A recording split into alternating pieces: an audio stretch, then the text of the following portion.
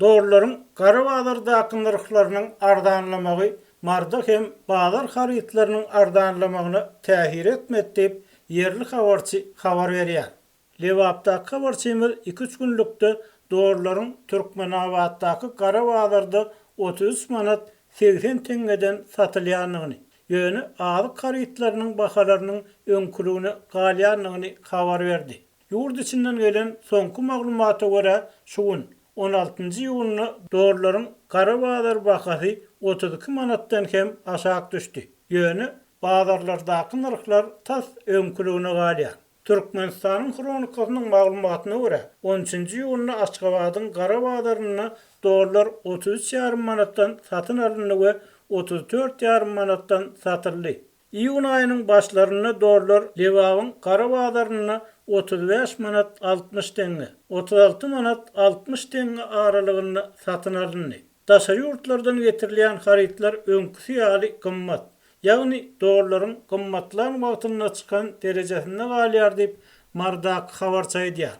Ýöne Türkmenistany öndürilýän gögönümleriň bahalarynyň doğruların ardanlamagy bilen az hem bolsa ardanlaýanlygyny sözüne goşdy. Mysal üçin pomidorun, kartoşkanyň 1 kilogramy 6 manat, soganyň, bulgar ursunyň, käşiriň 1 kilogramy 5 manat bahalanýar. Gary paýta ýagynyň 1,5 litri 40 manatdan satylýar diýip habarça etdi. Emma muňa garamazdan yerli önümleriň ardanlamagy olaryň geçkinliligini artdyrmaýar. Adamlar alaşlary bolsa Türkmenistanyň öndürilýän azyk önümlerini almajak bolýarlar ýa-da ýaýdanyp azalýarlar. Türkmenistanyň öndürilýän gögönümleri soğuducuda hem 3 günden artık saklap bolmaýar. Olar derrew çüýräp porsap başlaýar diýip ýaşaýjylar azatlyk bilen öz tejribelerini paýlaşdylar. Türkmen topragyny öndürilen käsir öýe getireninden soň 2-nji gün eräp başlaýar. Kartoşka, pomidor, hyýar ýaly önümler hem çalt gaýlanýar diýip biri-birinden habarsyz aljylar azatlygyň habarçysyna aýtdy. Häzir kärinne ýerlerini ekilen buğdaýlar orlýar.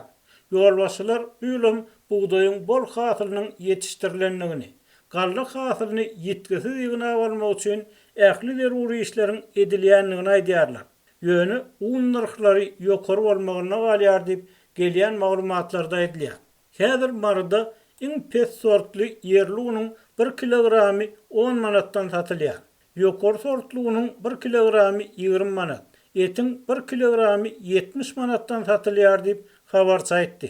Lewapda habarçy 2-3 günden bu sebäpde etin 1 kilogramynyň 65 manatdan, 5 litr ösümlik ýagynyň 250 manatdan satylýanyny habar berdi. Marada daşary ýurt haritlaryny satýan satyjylar öz narxlaryny doğruların 37 manatdan satylan wagtyndaky narx esasyny kesgitleýärler. Olar muny doğruların Qarabağlar narxlarynyň durnuksuz bolmagy bilen düşündirýärler. Doğrular belli bir narxda durmaýar. Onuň bahasy bir günde hem bir näçe sagat içinde hem üýtgäp bilýär. Şu sebäpden biz ziýana galmalyk üçin özümizçe strahowka, ähtiýaçlyk çäresini görmeli bolýar diýip satyjylaryň biri öz ýagdaýyny düşündirdi. Başda hem belli işimiz ýaly şu gün 16-njy ýylyny doğruların Qarabağlar bahasynyň 32 manatdan hem aşağı kaçanlygy aýdylýar. Emma onuň bahasynyň ertir nähili boljakdygy belli däl. Olar habar berilýär 3-nji aprelde 1 dollaryň bahasy Türkmenistanyň Qarabağlarlaryna 40 manada ýetdi. Emma häkimetler Amerikan dollarynyň resmi alış çalış bahasyny 2015-nji ýylyň ýanwaryndan bäri 3,5 manatlygyny saklaýar we her ýylyň başynda aýlyklary we pensiýa pullaryny 10% köpeldip ýylatyň bol elin durmuşdy. Bagtyarlykda ýaşaýanlygyny, şeýle-de ýurtda azyk howpsuzlygynyň üpjün edilenligini tekrarlamagy dowam etdirýär.